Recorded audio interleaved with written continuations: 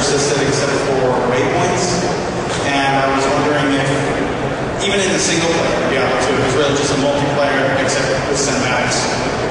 So I was wondering how Diablo 3 was going to differentiate between the single and the multiplayer, or if there was going to be any persistence in the world.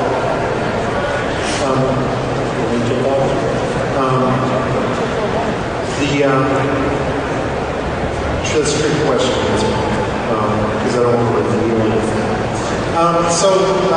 We're not really focusing on persistence as a primary goal. If anything, a lot of times persistence makes a lot of our cooperative play, especially kind of drop in, drop out cooperative play, really hairy. But we do want to get the sense that the world changes and progresses. We're most likely going to focus on kind of a lot more milestones where the world transitions to something new. So that's kind of our vague plan right now. Like, we definitely want you to have areas of the game you go to, and then you come back to later on and something different has happened. The world's changed. So but we want to focus on kind of big events, not general persistence. Like, I've cleared monsters out from this area, and I want to re-clear. A lot of that is kind of a tenet of the Diablo games. Part of the replayability is resetting the world. That's where that comes from. So we almost don't want too much persistence, because we want you to be able to redo a section that you like. But trying to focus on those kind of big events is where we're really going to try to do that.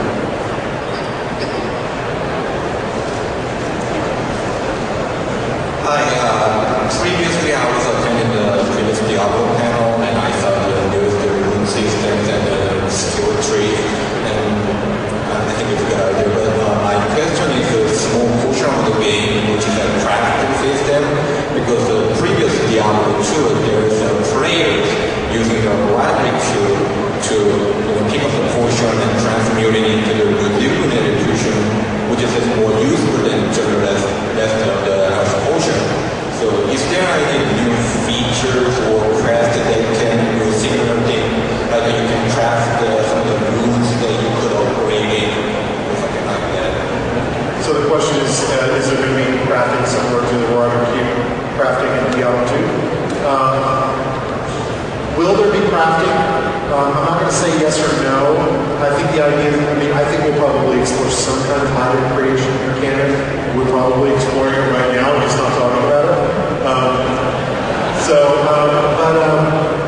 In terms of the Roger Cube, the Roger Cube was really cool only because you didn't have very much space. When you actually think about what it did and how you had to interact with it, it was pretty annoying. And so we really don't want to have that mechanic literally bad, because we'd really rather create a mechanic that is better.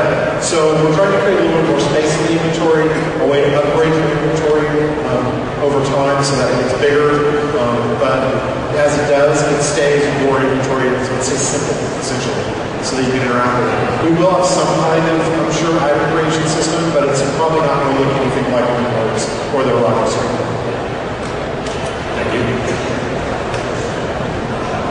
Hello, my question is about item stats, or stats generally. In Diablo 2, stats on level up were allocated at the discretion of the player, and that mechanic ultimately degenerated into dumping as much of the stamina as you could, getting enough strength and dexterity to equip the items you wanted, and never putting any points into energy.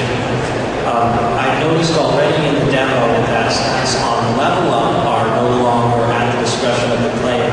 But I'd like to ask how you're going to encourage the player to not look exclusively for stamina on their items.